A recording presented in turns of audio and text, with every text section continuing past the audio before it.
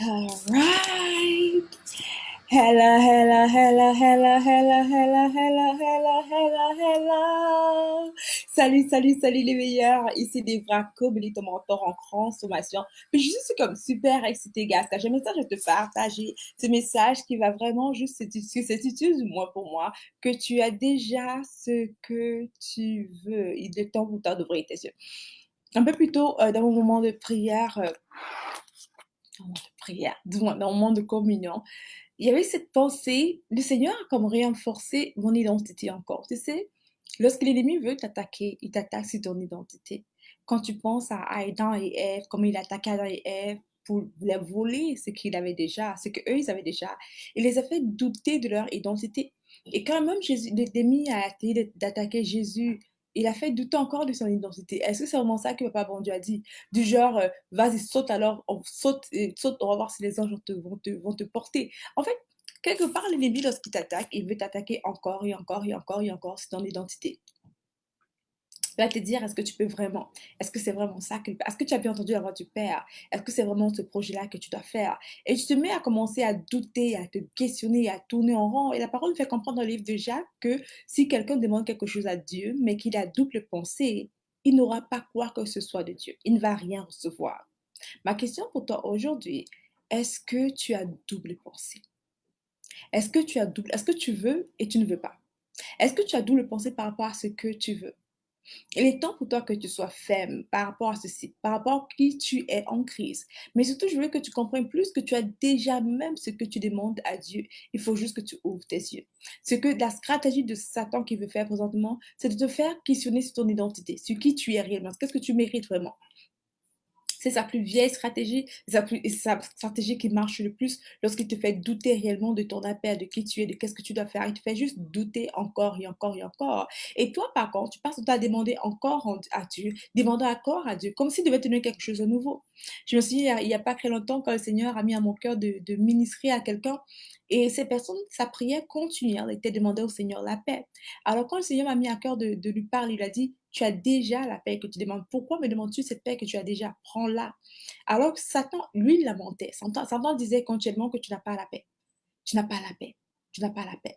Alors qu'elle avait déjà la paix en Christ. Elle n'était même pas au courant qu'elle avait la paix. Mais jusqu'à ce qu'elle ouvre ses yeux, qu'elle se rende compte que ce qu'elle demande à Dieu, elle a déjà, il faut qu'elle le prenne. Les choses ont changé pour elle. Il faut que tu prennes ce que tu veux. Tu as déjà ce que tu demandes à Dieu. Tu as déjà ce que tu désires. Tu l'as déjà. Il faut que tu ouvres les yeux. Il faut que tu ouvres les yeux. Et tu me dis, des bras, je demande de Dieu je demande de l'argent à Dieu. Je n'ai pas cela, de quoi tu parles? La réponse pour toi, je te dis ceci. Quand tu demandes à Dieu l'argent, il faut que tu sèmes. Ouvre tes yeux sur le fait que tu dois s'aimer. Et pour récolter ce que tu as sémé, ce n'est pas toujours avec l'argent que tu vas recevoir, mais peut-être une idée, n'est-ce pas? Tu as déjà ce que tu demandes à Dieu, il faut que tu ouvres tes yeux. Tu sais, Papa bon Dieu, c'est un Dieu qui est bon. Il n'aime pas te voir misérable. Il n'aime pas te voir souffrir. Comme toi, tu n'aimes pas voir ton enfant misérable ou souffrir. Il n'aime pas te voir douter, pleurer. Il n'aime pas te voir comme cela. D'ailleurs, son rêve, c'est que tu règnes. C'est la raison pour laquelle, dans Genèse, tu peux le lire, il a dit ceci, que vous ayez dominion, que vous aurez la dominion sur la terre entière, right? Et sur tous les animaux de la terre. Il veut qu'on prenne.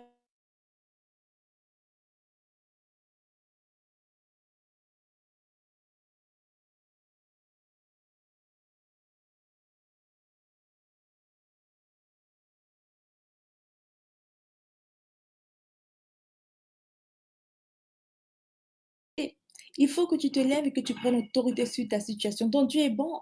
Il est tellement bon qu'il t'a fait confiance avec ton habilité de parler, avec ton habilité d'agir, avec ton habilité de garder, de maintenir son esprit saint. Therefore, il s'attend à ce que tu puisses ouvrir ta bouche et que tu parles sur ta situation, que tu prennes l'autorité et que tu changes les choses avec ta bouche, avec ta bouche, avec ta bouche. Tu as déjà ce que tu veux, tu as déjà ce que tu demandes à Dieu. Seulement, est-ce que tu te rends compte que tu as déjà cela? Est-ce que tu te rends compte que tu as déjà ce mariage? Est-ce que tu te rends compte que tu as déjà cette réussite? Tu as déjà cela. Tu sais, je me suis rendu compte avec le temps éventuellement que nos pensées formaient nos réalités. Si j'ai des pensées que je suis dans le manque, je vais rester dans le manque parce que mes pensées forment ma réalité. Même si Dieu que je veut que je sois dans l'abondance, parce que j'ai des pensées telles que je suis dans le manque, je vais rester dans le manque parce que mes pensées forment ma réalité. Alors que si j'accepte simplement La parole de Dieu qui fait comprendre qu'il a pris ma pauvreté, il m'a donné sa richesse. Si j'accepte que je suis riche, que j'ai déjà la richesse, mes pensées, mes paroles vont former encore une fois ma réalité. C'est pour ça qu'il dit que le faible dit qu'il est fort, que le pauvre dit qu'il est riche, parce que ce que je dis et ce que je pense forme ma réalité. Ce que je dis et ce que je pense le plus souvent forme ma réalité. Alors, qu'est-ce que tu dis? Qu'est-ce que tu dis et qu'est-ce que tu penses le plus souvent? C'est ça qui va former ta réalité.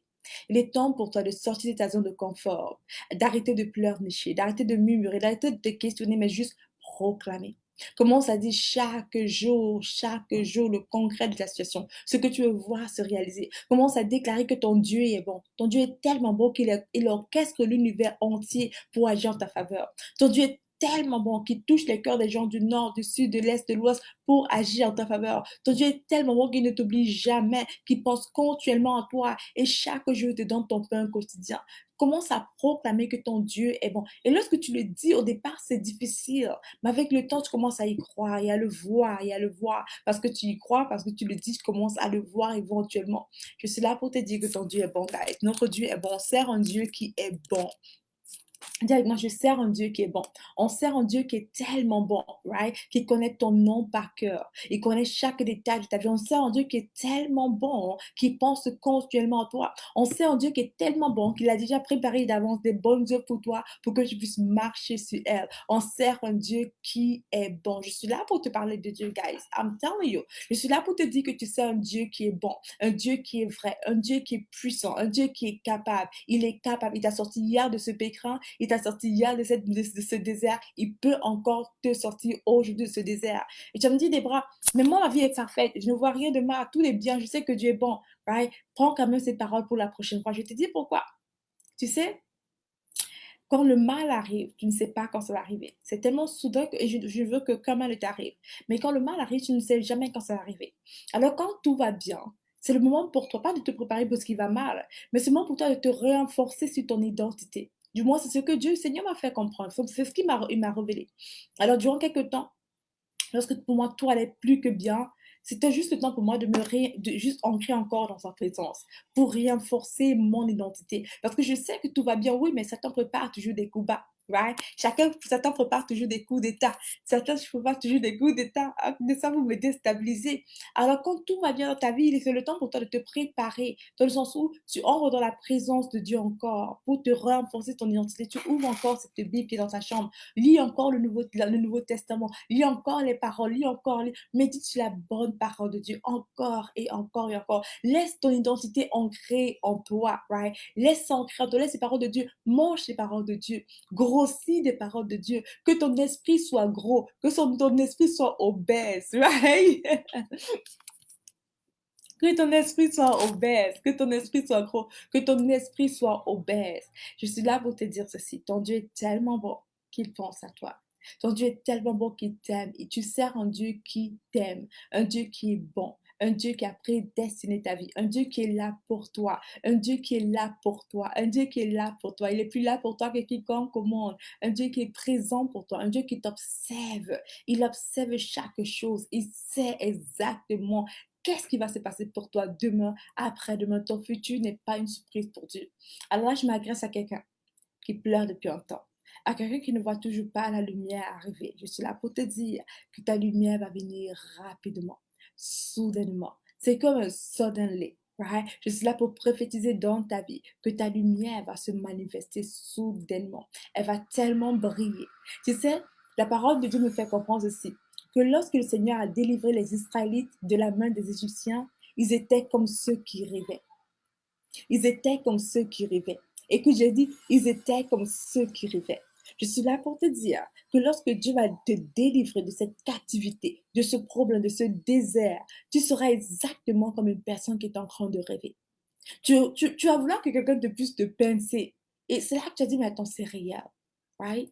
C'est réel. Cette entreprise fonctionne rapidement. Tu fais déjà tes 10 000 $ et plus par mois. Tu as la promotion finalement. Tu célèbres maintenant ton mariage de rêve avec un homme idéal pour toi. Right? C'est juste idéal. C'est juste comme, est-ce que je rêve? Et c'est exactement ça que Dieu veut faire pour toi. C'est son intention pour toi. Mais entre-temps, pendant que tu attends cette belle saison qui t'arrive, Présente-toi à la présence de Dieu. Reste dans sa présence. Ne murmure pas les mauvaises paroles. Continue à croire que ton Dieu est bon. Continue à savoir d'ailleurs que ton Dieu est bon. Continue à méditer que ton Dieu est bon. Que tout concourt pour ton bien.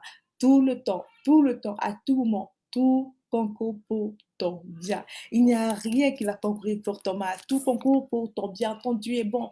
Tu sais, parfois, la vie, ma mère m'a toujours dit des bras, la vie n'est pas une ligne droite. Du moins, c'est ce que j'imagine, ma mère me dit continuellement. La vie n'est pas une ligne droite. Lorsque je grandissais, j'imagine maman me donnait plein de conseils, right? Et ma mère n'était pas toujours présente parce que il fallait que maman puisse travailler éventuellement pour nous. Ma maman était une mère, une single mom avec plusieurs enfants, avec 6 enfants, elle devait faire des hauts et des bas et tout le reste. Non, ma mère n'était pas toujours présente. Alors, dans mon esprit, j'imaginais ma mère me donner des conseils continuellement. Et c'est une chose que j'ai pour habitude de faire quand même. J'imagine toujours ma mère me dit des conseils, me conseiller, me guider. Et je parle à toi qui a peut-être plus ta maman. Et tu me dis, Déborah, ma mère n'est plus en vie. Et ça, c'est une douleur pour moi. Hello, imagine ta mère te parler, qu'est-ce qu'elle va te dire? Ma mère, quand ça va mal, je vois ma mère me dire, Déborah, la vie n'est pas une ligne droite.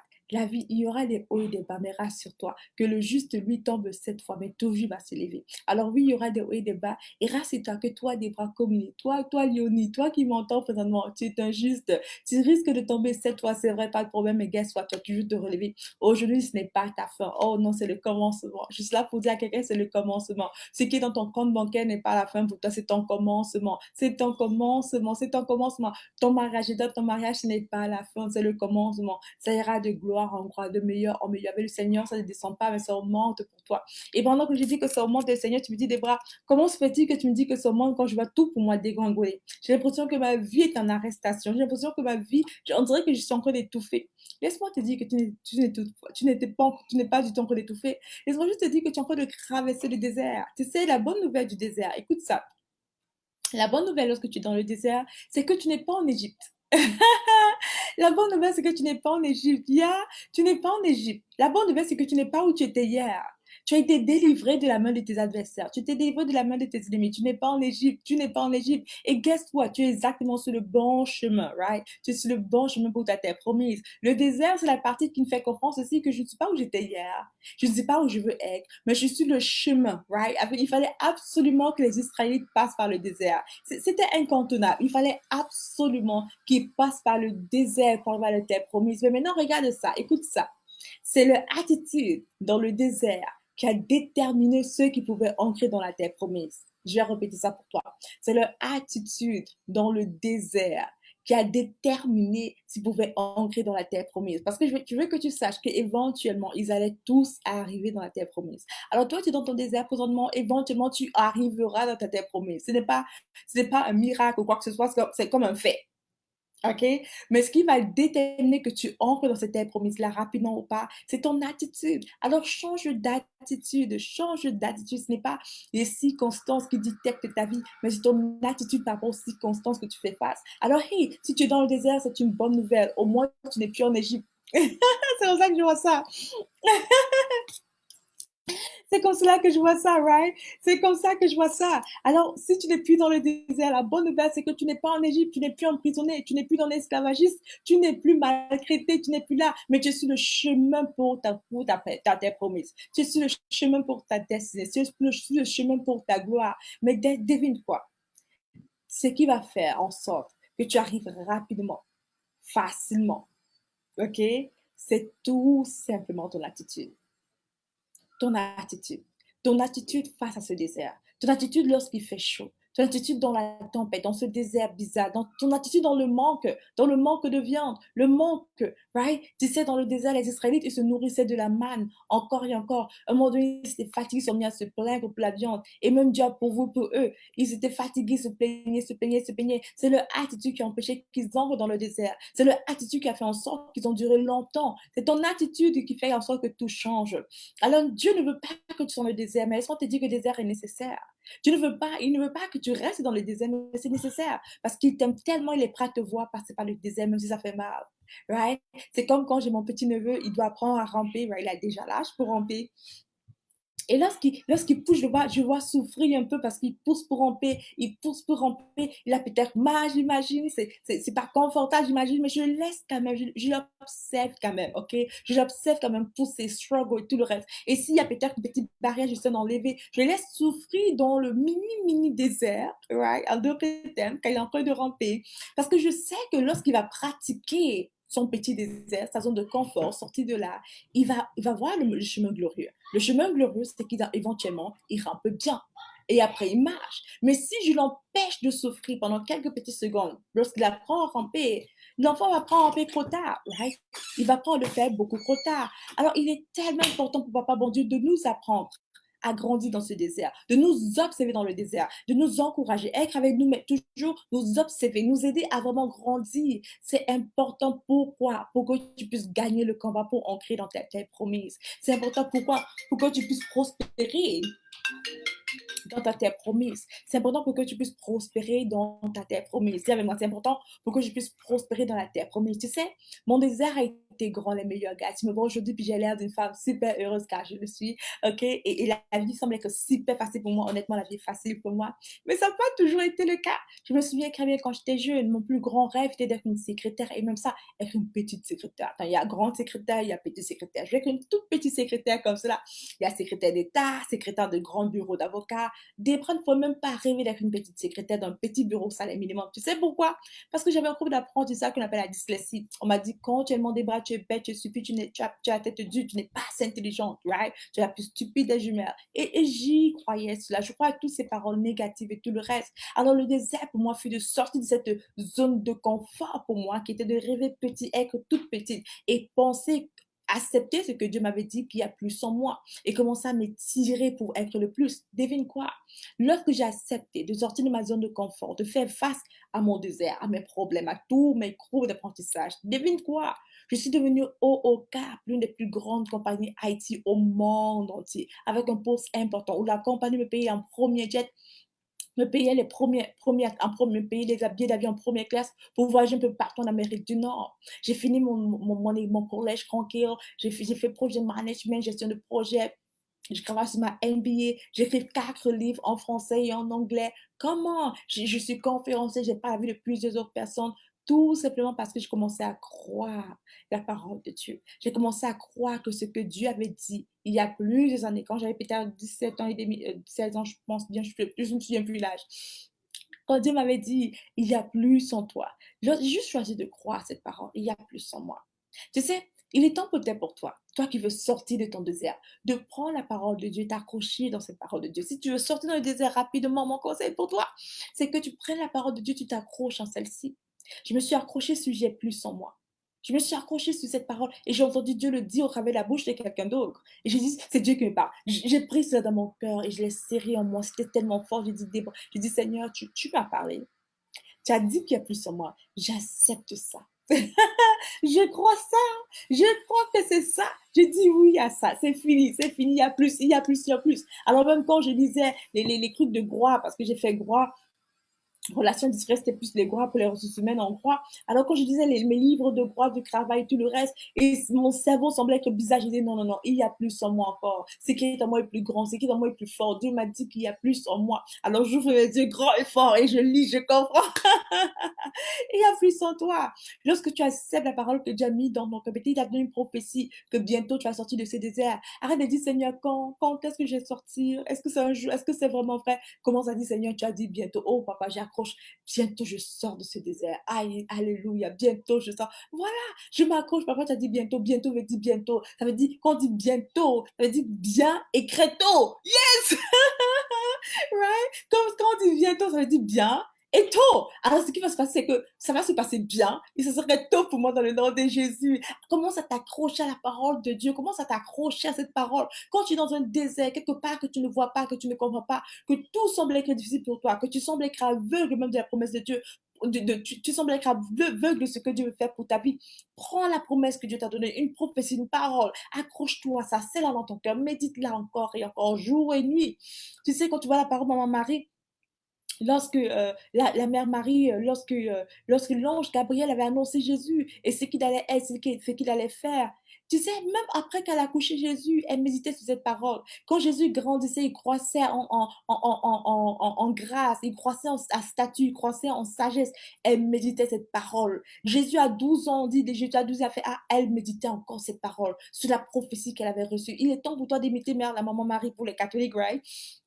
Ouais, pour ceux qui considèrent immensément mon mari, prends ça et puis accroche-toi, fais comme elle. Accroche-toi à la parole de Dieu, accroche-toi à la parole de Dieu pour voir sa promesse se passer dans ta vie. Tu as déjà ce que tu veux, je te promets, tu l'as déjà. Ça a déjà été donné pour toi. Mais lorsque tu commences à douter de ce que Dieu a dit, et ça c'est Satan, la stratégie de monsieur Satan, le diable, l'homme fort, ok, le menteur, c'est il vient pour te faire douter des plans de Dieu pour toi. Il vient pour te faire douter de la volonté de Dieu pour toi. Il vient pour te mentir. Il te ment que Dieu veut que tu sois petit. Il te ment que Dieu veut que tu restes là. Il te ment que Dieu n'est pas bon. Et tu commences à penser est-ce que Dieu vraiment est bon.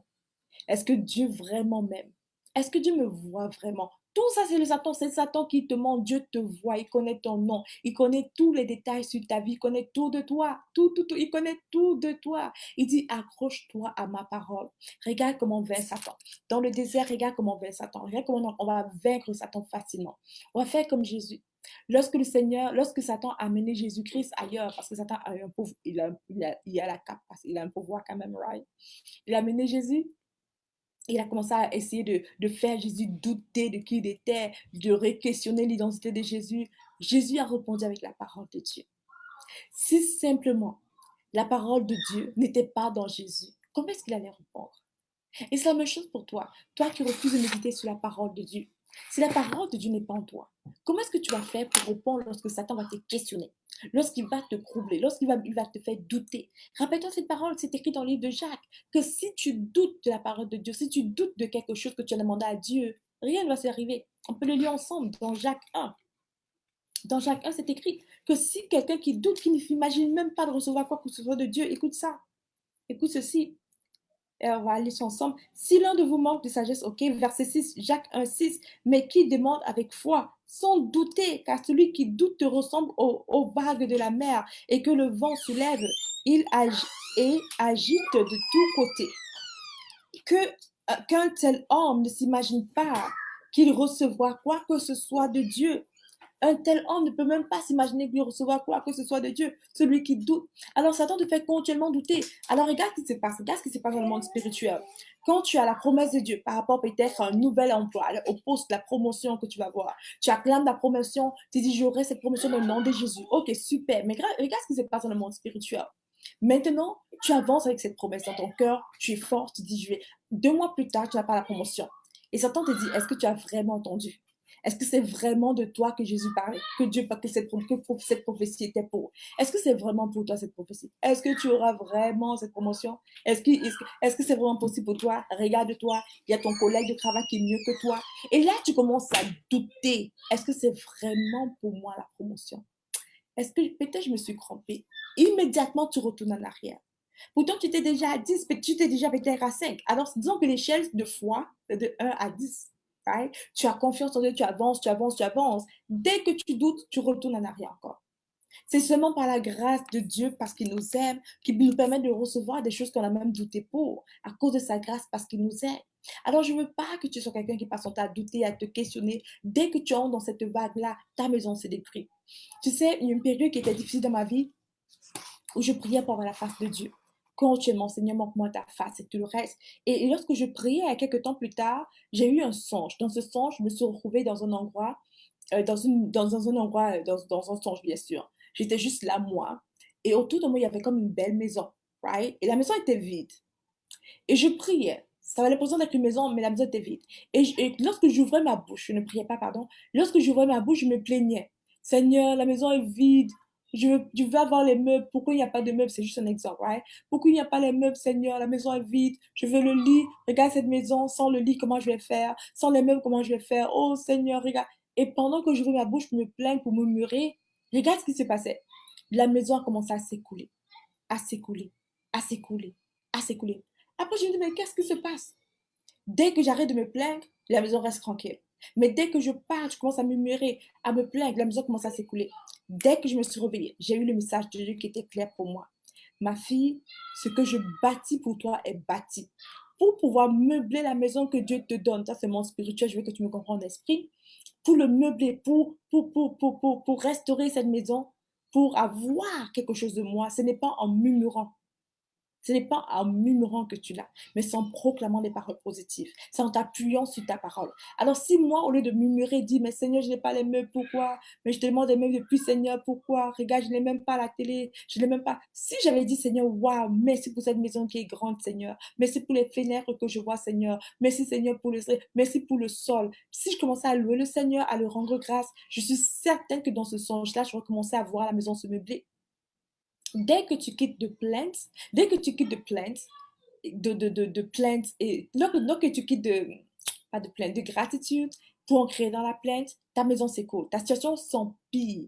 Alors, ce rêve-là, quand il me montrait la maison, comment, lorsque je me plaignais, comment la maison commençait à tomber, à s'écouler, c'est parce que lorsque je parlais des paroles, ça donne vie. Écoute, tes paroles sont vie en passant. Tout ce que tu dis, même si tes enfants vraiment rient, c'est la vie, ça donne vie. La parole de Dieu nous le dit dans le livre de Proverbes. Alors que je murmurais cette parole, même si c'était des murmures justifiés, la maison s'écoulait. Ça s'écoulait devant moi. Et je disais, mais non, mais Seigneur, ma maison s'écoule. Et dès que je me tais, la maison arrête de s'écouler. Alors, il est mieux pour toi, quand tu es dans le désert, de ne rien dire que de dire quelque chose et de te plaindre. Right? Il est mieux pour toi de ne rien dire que de te plaindre. C'est mieux que tu ne dises rien du tout, que tu restes comme ça, au lieu de parler négativement sur ta situation. Alors que si maintenant tu vois les choses changer pour toi, tu parles la parole de Dieu. Tu parles la parole de Dieu. Tu parles la parole de Dieu. Dieu, c'est celui-là qui me bénit. Ouais, la maison de Dieu n'ajoute aucun chagrin. Dans cette maison est bénie et n'aura aucun chagrin. Ça veut dire que quoi?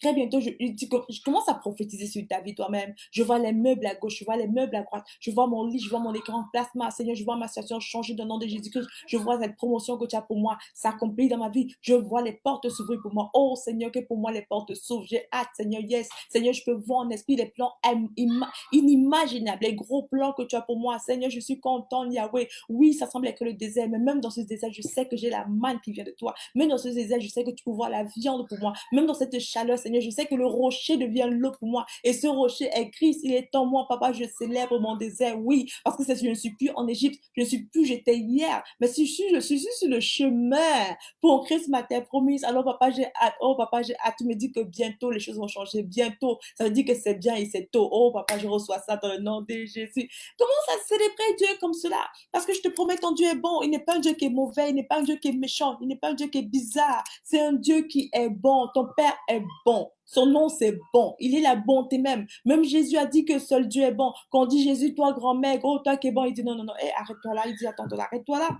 Il dit c'est pas moi, il dit c'est Dieu. Il dit seul Dieu est bon. Il dit ton papa, ton père. Il dit notre Père qui est dans les cieux, c'est ton Père. Il dit si même ta mère t'avait rejeté. Il dit, est-ce que c'est possible pour une mère qui a accouché un enfant de rejeter cet enfant-là? Est-ce que c'est possible? Il dit, attends. Et si même c'était possible, moi, je ne te rejetterai pas. Il dit qu'il ne peut pas nous rejeter. Il nous aime tellement, guys. Et tant que tu comprends que ton Dieu est bon, ce qui te passe de négatif dans ta vie, c'est Satan. Son nom s'appelle quoi? Satan. Satan, Satan, Satan, Satan. Et là, vous volez pour dérober, pour détruire, pour tuer. Il s'appelle Satan. Commence à clamer que mon Dieu est bon. Il détruit les œuvres de Satan dans ma vie. Il me donne la tête de mes ennemis. Mon Dieu est bon. Les choses changent en ma faveur dans le nom de Jésus. Seigneur, j'accepte ta paix dans toutes circonstances. J'accepte ta paix. Tu sais, dans le bateau, lorsque Jésus était là, couché avec ses disciples, et il a commencé à pleuvoir, du moins, il y a eu une tempête, et les disciples croyaient qu'ils allaient mourir. Il dit, Jésus, est-ce que tu t'en fous de nous? Regarde, tu dors paisiblement, est-ce que tu t'en fous? Tu n'as rien à foutre qu'on va périr. Et là, Jésus dit, mais il parle au vent, puis il dit, mais homme de peu de foi. Et c'est ça qui se passe pour toi. Pour ce moment, tu as l'impression que ton bateau s'écoule et tout le reste. Mais Jésus est dans le bateau avec toi. Est-ce que ça peut couler? Bien sûr que non. Est-ce que ta vie peut échouer? Bien sûr. Parce que Jésus est dans ta vie. Ta vie ne peut pas échouer. Ton bateau ne peut pas couler. Fais confiance en Jésus. Alors oui, le vent se bouge, le vent s'écoule. Toi, regarde, ça prend. Fais comme si tu es dans le manège, right? Et tu fais juste comme, ok, vent pousse encore. Guess what? Jésus est avec moi. I'm good. That's it. Right? Ah, mais c'est comme, ouais, fais comme si dans un manège. Il y a la tempête d'eau et tu as l'impression que, wow, les vagues sont comme, wow, thank you, Jesus. Oh, Jésus dort, moi aussi, je peux relaxer. Yes. Tu sais, Il est temps pour nous de comprendre que l'adversité qu'on fait face à n'est pas là pour nous faire échouer, mais c'est orchestré pour nous faire réussir. C'est comme un examen, right? C'est comme quand un professeur donne un examen à ses élèves. Il ne donne pas l'examen avec l'intention qu'ils doivent réussir, mais avec l'espoir qu'ils doivent passer. Pourquoi? Parce qu'il sait qu'il a enseigné déjà à ses enfants, à ses élèves, les clés, les principes nécessaires. N'est-ce pas? Alors, pendant qu'il enseigne, il a fait son mieux pour enseigner les meilleurs principes, les meilleures clés à ses élèves. Après, dans l'examen, pas pour qu'ils échouent. L'examen n'est pas là pour te faire échouer. C'est là pour te faire passer, afin que tu puisses aller à la classe supérieure. Alors, si Dieu permet que tu aies un test dans ta vie, ne crois pas qu'il ne t'aime pas. Ne crois pas que, oh, c'est parce qu'il ne pense pas à toi. Il pense à toi, il te connaît. Mais maintenant, il dit, tu as lu ma parole, parle là. Tu as médité sur mes mots, parle là. Tu dis que tu crois en moi, crois que je suis avec toi, parle ma parole. Arrête de murmurer, de te dire quand, Seigneur, est-ce que... Non, non, non, accepte que je suis amour, accepte que je suis bon, accepte, montre-moi que ce que tu as dit, que tu le crois vraiment dans cette situation. Montre-moi que ce que tu as dit, que tu le crois réellement, ma fille. Montre-moi que ce que tu dis, que tu le crois vraiment. Tu dis que je suis ton pourvoyeur. Est-ce que tu crois vraiment ça? Est-ce que tu crois vraiment que je suis ton pourvoyeur? Est-ce que tu crois? Ah, moi, je dis, Seigneur, je crois que je suis mon pourvoyeur. Même quand je ne vois pas les ressources, je sais que tu es pourvoyeur. Je sens, Seigneur, je vois ta provision, même dans mon esprit, je vois ça. Je vois ça venir à moi, du nord, du sud, de l'est. Je vois comment tu orchestres l'univers entier pour pouvoir pour moi, pour m'aider, Seigneur. Oui, tu es mon pourvoyeur. Mais si tu dis que Seigneur, mon pouvoir, et après tu dis, mais comment je vais faire? Ça veut dire que tu ne crois pas. Ça veut dire que tu ne crois pas. Et dans cette saison de ta vie, il veut faire grandir ta foi encore et encore. Il veut faire grandir ta foi encore et encore. Il veut que tu le connaisses en tant que papa qui est bon, celui qui pourvoit pour son enfant, celui qui est bon, un Dieu d'excellence, un Dieu d'amour, c'est ça. Il est bon, il est amour. L'amour même c'est lui, la bonté même c'est lui. Il est la bonté, il est l'amour incarné. Right? Il n'y a pas de bonté à part lui. Il est la bonté inimaginable. C'est lui la bonté. Tu vois, quand tu vois un humain, tu dis, waouh, cette fille est vraiment bonne. Devine quoi? Dieu, le mot bon là, c'est Dieu. Il est juste tout ça. Elle a commencé à acclamer que Papa bon Dieu est bon pour moi. C'est pour ça que j'appelle Papa bon Dieu, parce qu'il est bon pour moi. Papa bon Dieu est bon pour moi. Papa bon Dieu est bon pour ma vie. Papa bon Dieu est bon pour moi. Ses œuvres sont bonnes pour moi. Tout est bon pour moi. C'est pour faire en ma faveur. Ça a été déclaré pour quand même en ma faveur. Tu sais, ce pouvoir de ta langue, tu dois l'utiliser. Tu dois l'utiliser et tu prends autorité quand tu l'utilises. Tu dois utiliser le pouvoir de ta langue. Il est temps que tu ouvres ta bouche. Pas que tu dis, Seigneur, aide-moi, j'ai pris. Non, tu déclares qu'il est bon. Tu déclares que cette situation change et c'est bientôt. Ça dit, c'est bien et c'est créto. Yes, Jésus, je vois ta main agir en ma faveur. Je vois ton amour être présent, Seigneur. Je vois comment tu apportes de l'aide. Tu fais du soudain, du pouvoir pour moi-même dans mon désert, Seigneur. Tu me fais manger de la viande dans le désert, Seigneur. Tu fais mes vêtements grandir dans le désert. Are you kidding me? Pendant 40 années, les Israélites n'ont pas eu de nouveaux vêtements, ni de nouveaux souliers. Jamais. Ce même vêtement qu'ils portaient pendant 40 ans a grandi sur eux-mêmes. Ils pouvaient se plaindre, Seigneur, mais on n'a pas de nouveaux vêtements. Pourquoi? Yeah, et peut-être qu'ils ont fait cela. Mais même si j'ai pas changé de vêtement, mon vêtement s'est adapté. Mon vêtement grandissait quand même. Tu n'as pas toujours besoin de ce que tu crois que tu as besoin. Tu as besoin de Dieu, tu as besoin de sa parole, mais tu n'as pas toujours besoin de ce que tu crois que tu as besoin. Tu as besoin de Christ, tu n'as pas besoin d'autre chose à part Christ. Et bien sûr, au moment opportun, tout autre chose s'ajoute par-dessus. Au moment opportun, ils ont pris dans la terre promise. Ils ont eu tout ce qu'ils avaient besoin, au-delà de ce dont ils avaient besoin. Mais quand tu es dans le désert, comprends ceci. Je suis dans un désert pour une raison précise. C'est parce que je suis en train d'aller sur ma terre promise. Ce n'est pas parce que Satan veut me limiter. Bien sûr qu'il veut. Mais ce n'est pas parce que Satan peut me limiter. Je suis juste dans le désert. La seule raison pour laquelle les Israélites étaient dans le désert, c'est parce qu'ils étaient délivrés des Égyptiens. Ils ont été délivrés de la main de Pharaon. C'est la première raison. Si tu es dans le désert, la bonne nouvelle, c'est que tu as été délivré. Alléluia.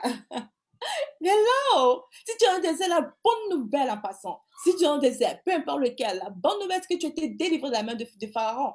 Tu as été délivré de la main de tes ennemis. Tu as été délivré, tu n'es plus un esclave. Ça, c'est une bonne nouvelle. C'est une extrême bonne nouvelle. C'est une extrême bonne... C'est assez pour célébrer le désert. Deux, la bonne nouvelle, c'est dans le désert. La deuxième extraordinaire nouvelle, c'est que tu es exactement sur le bon chemin pour aller à ta terre promise. Parce qu'il n'y a pas de chemin.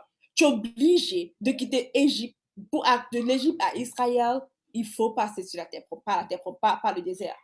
La bonne nouvelle aussi, c'est que, hello, je suis sur le chemin, je suis sur le bon chemin pour arriver à la terre promise.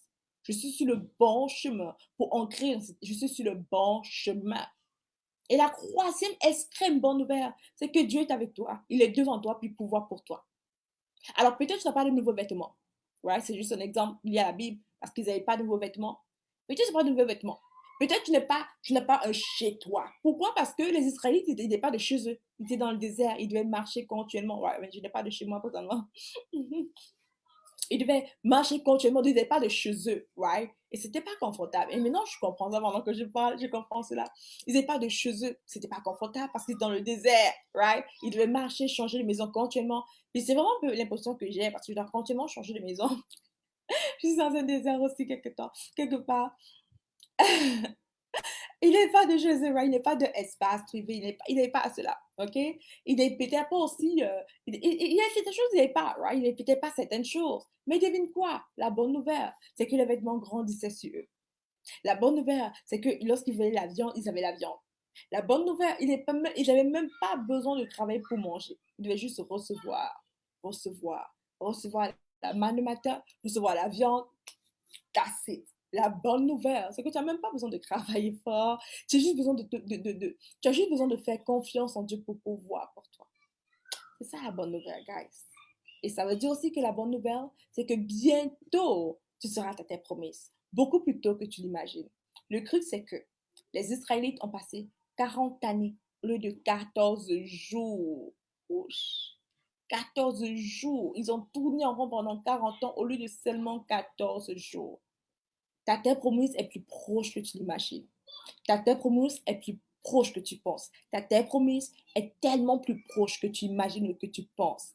Le problème, c'est que les Israélites, au lieu de 14 jours, ont fait 40 années à cause de leur bouche, à cause des plaintes, des murmures, la désobéissance, pense à d'autres dieux, à cause de leur bouche et leur attitude. Leur attitude était tellement mauvaise qu'ils ne pouvaient pas ancrer comme ça dans leur terre promise.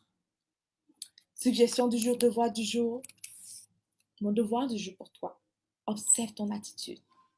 Observe ton attitude. Est-ce que c'est ton attitude peut-être qui fait en sorte que ton désert est plus long que prévu? Est-ce que c'est ton caractère, ton attitude, ta bouche qui font en sorte que ton désert est beaucoup plus long que prévu? Peut-être. Comment ça demande au Saint-Esprit, glorieux Saint-Esprit? Parle-moi s'il te plaît. Est-ce que c'est mon attitude? Oh, pardonne-moi Saint-Esprit. Pardonne-moi pour avoir été désobéissante, pour manquer de sagesse. Pardonne-moi pour m'être concentrée sur le fait que je n'avais pas ABCD alors que j'étais avec toi à côté de moi. Pardonne-moi parce que j'ai pas vu ta provision divine que tu me donnes chaque jour, chaque matin. Mais je me concentrais sur le fait que je n'ai pas la viande comme si, je n'ai pas telle chose. Alors que j'étais toi et tu pouvoir pour moi. Je ne suis pas affamée. Je ne suis pas je suis pas affamée, je ne suis pas dans la rue. J'ai accès à Internet, right? Alors que plusieurs n'ont pas cela. Je suis reconnaissante pour cela. Right? Pardonne-moi, glorieux Saint-Esprit. Et yo, pendant que je te parle, laisse-moi te dire que le Saint-Esprit me ministre aussi. Il me fait juste comprendre ceci que nos gratitudes, c'est ce qu'il observe le plus, ok? Et nos gratitudes, elle est à notre cœur. Nos gratitudes, elle est ce qui est dans notre cœur. On ne peut pas faire semblant qu'il reste trop longtemps.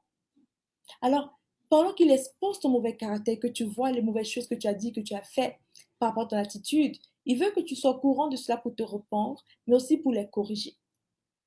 Aussi pour les corriger. Alors, choisis de corriger, changer d'attitude et d'être beaucoup plus meilleur que tu étais hier, ok? Choisis de changer d'attitude et d'être beaucoup plus meilleur que tu étais hier. Alors, tu sais quoi?